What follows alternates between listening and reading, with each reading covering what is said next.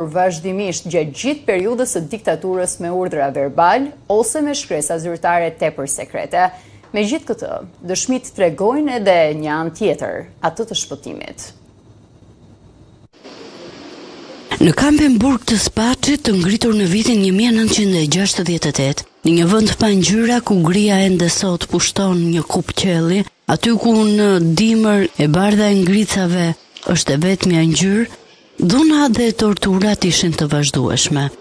Ka pasur me 10 raste të tjera kur ishte dënuarit bënin vetvrasje, duke u hedhur nga telat e rrethimit për shkak të torturave të përdorura mbi ta. Por ka pasur edhe raste kur besimi në Zot, një mesazh nga Ernest Roshani, sot kardinale princi Krishtërimit, kanë shpëtuar jetë. Kemi bërë një dhuratë pak të veçantë për kardinalin, duke qenë se kardinali Ernest Roshani ka ngushëlluar shumë të rinj të burgosur të asaj kohe në Spaç që tentoheshin të vetbriteshin. Për herë të parë kam qarë kur kam parë priftërinë në burgun e Spaçit dhe kanë qenë ata që mua më kanë dhënë forcë për të jetur përpara dhe për të përballuar 15 vite burg politik. Prandaj kemi bërë burgun e Spaçit dhe kardinalin që po ngushëllon një të burgosur politik.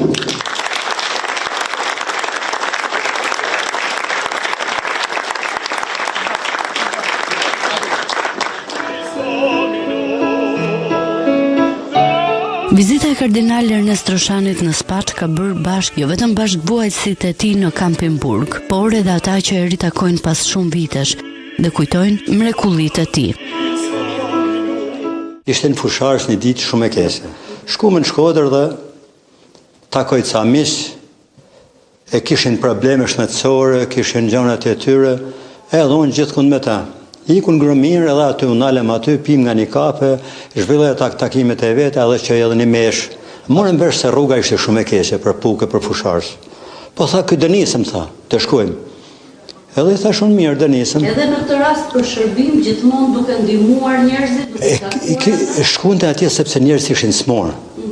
Edhe ky shkonte, u qënte një mesh, thoshte një orat për ta. Mirë pa ditë, aty ishte ngritës e madhe, kishte fry veriu, kishte bën një ngritës shumë madhe, edhe pastaj kishte ra dhe borë. Në momentin që na po bjem poshtë, u çuik në vend as kroni zojës, që quhet shkallë bushtër, është e vështirë, është që quhet shkallë bushtër, sot e kësaj ditën atë ban, dhe kur bjen më poshtë, aty ka hub jetën muslimketa, dhe ka një lapidar. Dhe aty pa prit mazna, makina iku, më rrshiti nga dora makina dhe po bate si makinë lodrash. Edhe iku makina më fut nga shkami. Dhe në momentin u përpoqja se të manevroj kështu makina po ike nga shkami dhe u kthye makina, domethënë ne e kishim rrugën për Fusharës, makina u kthye për Puk, u kthye te Malori atje. Edhe sa bani u fut makina në Homner, vetëm kam dëgjuar këtë si ka thënë, o Zot, o Krisht, tha. Dhe në moment na lej makina dhe më tha mua, na lë avash, tha, sepse shpëtuam, tha. Edhe me të drejtën ishim mes trishtimit, në mes habis, mënyra se si po veprën ky, edhe më thot mua ec. Është një rob, domethënë se ka caktuar edhe Zoti, a kupton? Edhe na i dishte ta ndaj edhe me ju këtë mrekulli, këtë gjë shumë të bukur. A u emocionove sot që e takove, që e thej? Normalisht po, edhe kur e takova, domethënë kçyri dhe qeshi, më shtrëngoi dorën. Ashtu shumë. Këto ditë, 98 vjeçari që rikthej në vendin e tij, jo më thjesht si një meshtar, por si një princ i Krishtërimit me titullin Kardinal Ernest Roshani, i rikujtoi të gjithëve se dashuria dhe e mira është ajo që na shpëton, ajo që shpëtoi edhe atë 2 herë nga vdekja dhe sa herë nga torturat. SPAK ka zbardhur detajet të reja për arrestimin në Francë të Ermal Beqirajt, i kërkuar në kuadër të dosjes Sakshi, duke bërë të ditur edhe sekuestrimin e pasurive me vlerë miliona euro, mes tyre një kështjell. Beqiraj u vu në pranga, 24 korrik dhe ndaj tij ka nisur procedura ekstradimi drejt Shqipërisë. SPAK ndau detajet të shtunën mbi arrestimin në Francë të Ermal Beqirajt, të kërkuarit të dosjes Sakshi, dhe pasurive të tij të dyshimta në këtë shtet përfshi një kështjell 2.6 milionë euro. Përmes një njoftimi për shtyp, prokuroria e posaçme tha se Beqiraj ishte shpallur në kërkim ndërkombëtar prej dhjetorit 2025 dhe në regjistrat e Interpolit figuronte me shënimin njoftimi kuq Red Notice. Pas dyshimeve se po fshihej në territorin francez, më 19 qershor, SPAK ka kërkuar mbështetjen e autoriteteve të këtij vendi për gjetjen dhe arrestimin e tij. Hetimi i nisur nga pala franceze ka konfirmuar informacionin e SPAK.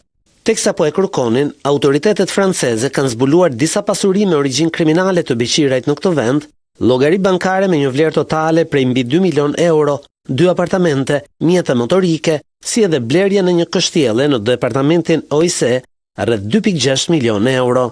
Në vijim janë zbuluar disa automjete që mund të ishin përdorur nga Beqirajt, duke bërë të mundur edhe lokalizimin e tij. Ndërsa SPAK ka shkëmbyer në vijimsi informacion me palën franceze, Beqiraj u arrestua më 24 korrik, pasi hyri me një avion të lehtë në hapësirën ajrore të kufizuar të një centrali bërthamor. Gjykata franceze urdhëroi paraburgimin e tij me qëllim ekstradimin drejt Shqipërisë, ndërsa SPAK ka depozituar në Ministrinë e Drejtësisë kërkesën për ekstradim. Me kërkesë të strukturës së posaçme, autoritetet franceze kanë kryer kontroll personal si edhe disa ambiente në pronësi të Beqirajt në Francë, ku janë sekuestruar sende me interes për hetimin. Fundi një paraburgimi të pajustifikuar. Ky ishte reagimi i ish-ministrit Ilir Beshaj një ditë pas daljes së tij nga burgu dhe kalimit në arrest shtëpia. Beshaj thotë se nuk ka qenë asnjë ditë i burgosur, por 25 muaj në paraburgim në kuadër të një hetimi të SPAK-ut. Prej 16 muajsh jam edhe i pandehur, por deri më sot nuk kam marrë asnjë dënim, qoftë edhe në shkallën e parë, thotë Beshaj. Ai sqaron për të gjithë ata që reaguan pas lirimit nga Qelia se afatet ligjore të paraburgimit kishin përfunduar dhe vendimi u parapri nga një vendim i gjyqtarit të seancës paraprake, ku tha se argumentet dhe provat e paraqitura nga organi i akuzës ishin të pamjaftueshme për të vijuar gjykimin. Në të vërtetë, prokurorisë ju kërkuan plotësimet mëtejshme. Beshaj thotë se ka qëndruar padrejtësisht në paraburgim gjatë 15 muajve të fundit, edhe pse në 3 procedime paralele nuk ka ende asnjë dënim në shkallën e parë. Sipas tij, hetimet nuk kanë gjetur as edhe një qindark që tregon se pasuria i është shtuar në mënyrë të paligjshme si pasojë e veprimeve ose mos veprimeve të lidhura me detyrat shtetërore të Ilir Beshajt.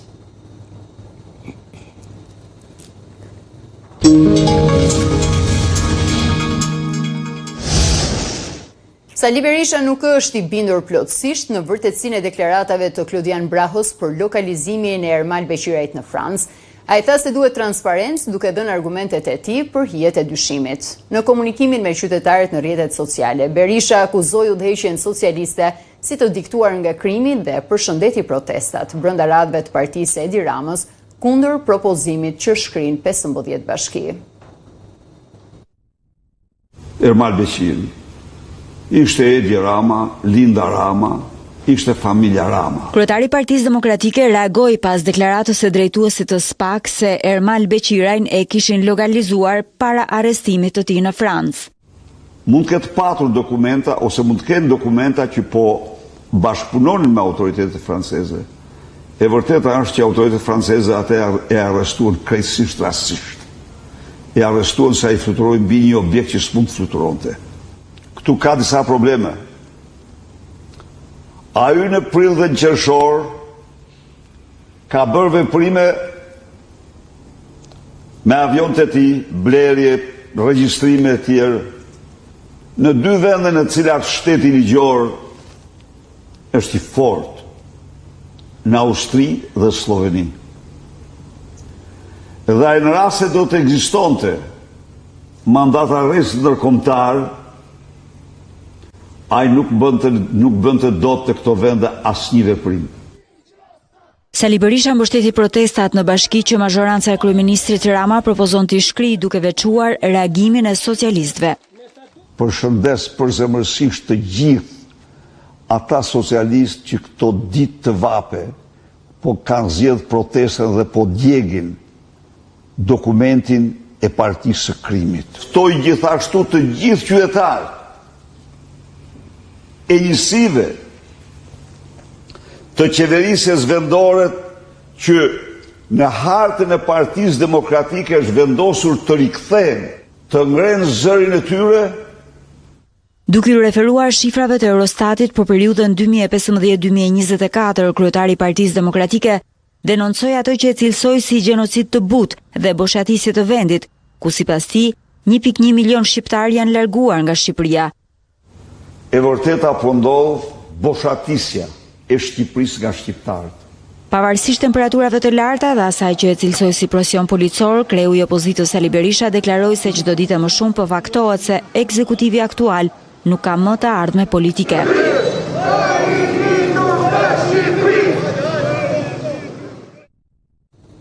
Në projektin e socialistëve janë parashikuar 71 qytete në 46 bashkitë e vendit. Secili prej tyre do të drejtohet nga një nën kryetar bashkie.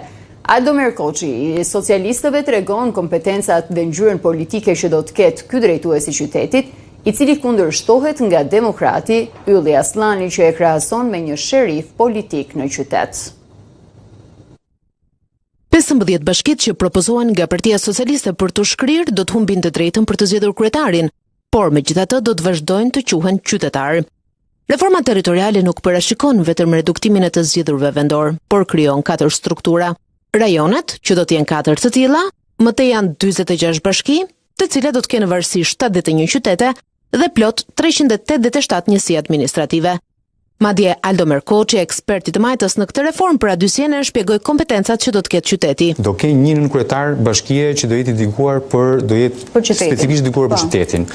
Në bazë të popullsisë peshës popullsi specifike, do kenë dhe kuota specifike të ruajtura në Këshillin e Bashkisë së Madhe. Në aty ku ndodhet sot bashkia, nesër zyrat e qytetit, do ketë një mini aparat të deleguar nga bashkia, i cili do jetë përgjegjës për kontrollin e shërbimeve bazike. Por kush do ta vendos kryeqytetarin nëse në atë zonë zgjedhësit votojnë kundër partisë që merr shumicën në bashki? Nën kryetari do të jetë i të njëjtës parti me të cilën zgjidhet kryetari i bashkisë. Përtej së majtës, demokratët propozojnë 100 bashki dhe gati 380 njësi. Sa i përket vendosjes së strukturës së kryeqytetarit, eksperti i PD-s Ylli Aslani e krahason me filmat Far West. Që të zgjedhë qytetarëve një sherif. Jo, nuk thash kur sherif. E quaj unë sherif. Okej, mirë, dakor. Nën kryetari i qytetit, kush është ky person? Me çfarë mandati? Ore, ka një keq kuptim të madh. Ka 2 lloj nivelesh qeverisje në Shqipëri. Është qeveria qendrore, qeveria vendore. Nuk ka asnjë lloj të drejtë brenda kushtetutës. Një tjetër ndryshim që parashikon e majta është edhe ai mbi kompetencat e Këshillit Bashkiak, që merr të drejta të ndryshojë emërtime dhe shtrirjen territoriale të kufijve të njësive, por jo më shumë se një herë në 10 vite. Zonat rurale, sa do të thella të jenë dhe larg qendrave urbane, nëse promovohen me cilësitë autoktone, janë gjithmonë tërheqëse, jo vetëm për vizitorët vendas, por edhe të huajt. Një shembull i tillë është Strelca në krahinën e Gorës në juglindje të vendit, ku një investim familjar ka ngjallur kurreshtjen e vizitorëve të huaj dhe ka dhënë shenja për ringjalljen e zonës. Investimet e vogla private duke shfrytzuar natyrën dhe traditën e zonave shikohet si mundësi e vetme e ringjalljes së zonave rurale, të cilat po boshatisen dhe janë lënë në arrest edhe nga investimet e institucioneve shtetërore. Një shembull i tillë është Strelca në zonën e Gorës në bashkinë e Maliqit. Një fshat me natyrë të përkryer dhe me një traditë kulinarie autoktone, po ndjen një ringjallje për shkak të investimit që ka bërë një nga ish banorët e këtij fshati. Edhe pse nuk ka jetuar vetë në këtë fshat, Erion Kapedani vlerësoi natyrën ku lindi dhe u rriti ati dhe vendosi që këtë bukuri t'u ofrojë turistëve vendas dhe të huaj. Është fshati i parëve të mi, këtu ka lidhur babi, ai ka ikur nga vitet 58 nga këtej dhe gjithmonë vinte, gjithmonë shpesh edhe na sillte, e kupton?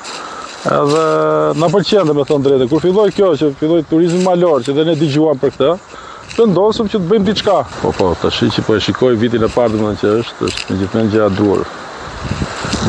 Gjatë maj deri në shtator janë të huaj, 90% janë të huaj. Pastaj ne hapim vetëm fundjavave dhe ka shqiptar. Ose disa orë i kalon te pishina, disa orë mund të shkojë në lumë.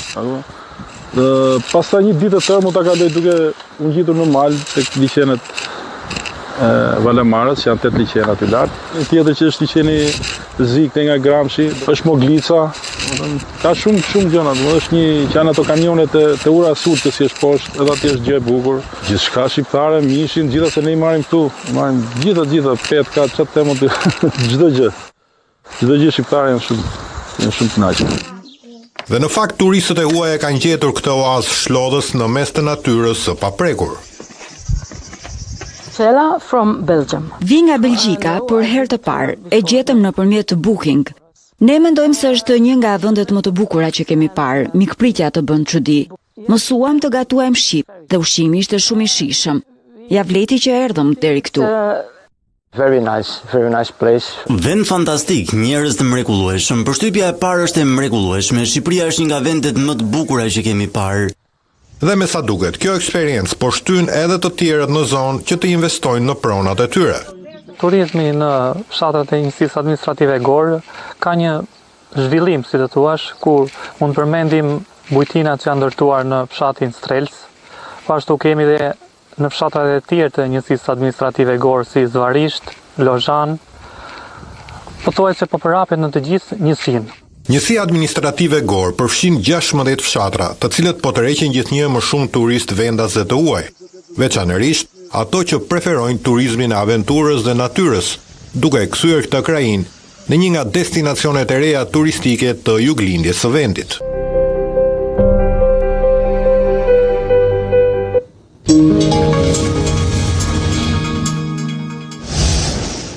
Presidenti Trump ka deklaruar se kanë luar sulmet e planifikuara ndaj Iranit pasi mund të arrihet së shpejti një marrëveshje. Në një postim në platformën Truth Social, Trump tha se Irani dhe disa vende të lindjes së mesme i kishin kërkuar Shteteve të Bashkuara të shtynin çdo sulm, pasi sipas tij ishte rënë dakord për parametrat e një marrëveshjeje. Ai shtoi se kjo marrëveshje do të përfshinte rihapjen e ngushticës së Hormuzit dhe eliminimin e kërcënimit bërtamor iranian. Deklarata e Trump erdhi pasi mediat amerikane raportuan se Shtetet e Bashkuara dhe Izraeli po shqyrtonin një valë të re sulmesh intensive ndaj infrastrukturës energjetike të Iranit. Sipas CBC News, plani u diskutua gjatë mbledhjes së kabinetit të premten. Trump paralajmëroi se ushtria amerikane ishte plotësisht e gatshme për të goditur Iranin me një fuqi ushtarake të paparshme nga lufta e dytë botërore. Por tha se vendimi për të pezulluar sulmet ishte marrë për të mirën e botës në të ardhmen dhe mbjetesën e një Irani të suksesshëm dhe të begat. Deri tani, autoritetet iraniane nuk kanë reaguar ndaj deklaratës së presidentit amerikan.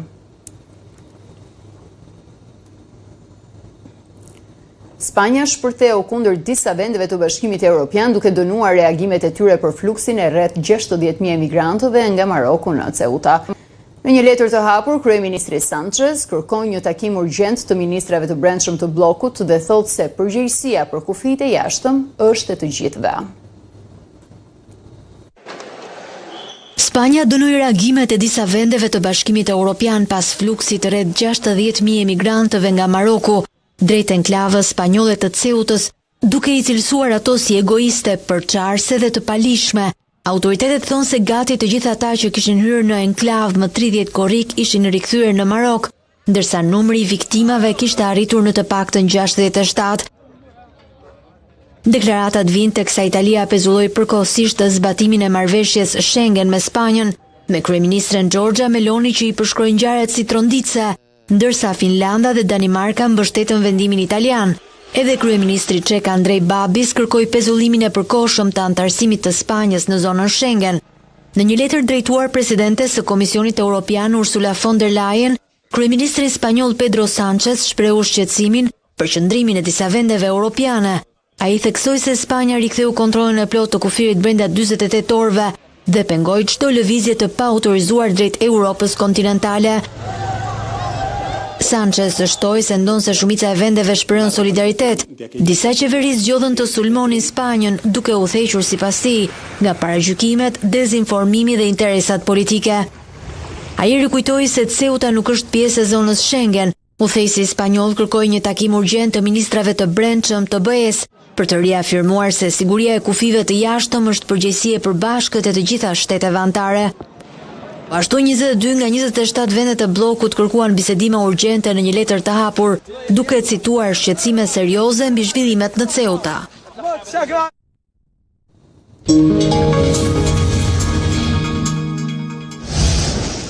Presidenti i FIFA-s Gianni Infantino ka hequr dorë nga plani i diskutueshëm për të shitur aksione të garave të organizatës te investitorë privat.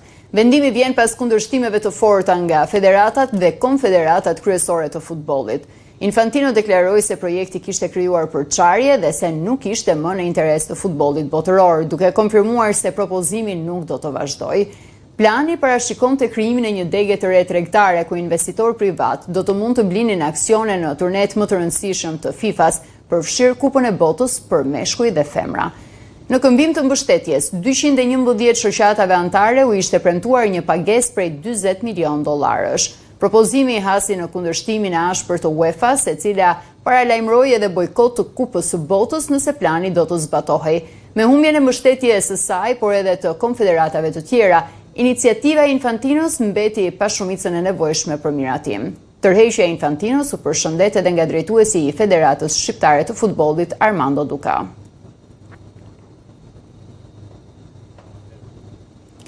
Kemi mbërritur në fund të kësaj hapësire informative, ju mund të na ndiqni në adysjenen.com, gjithashtu në rrjetet sociale. Bashkëpërshëndetemi këtu, mirupafshim.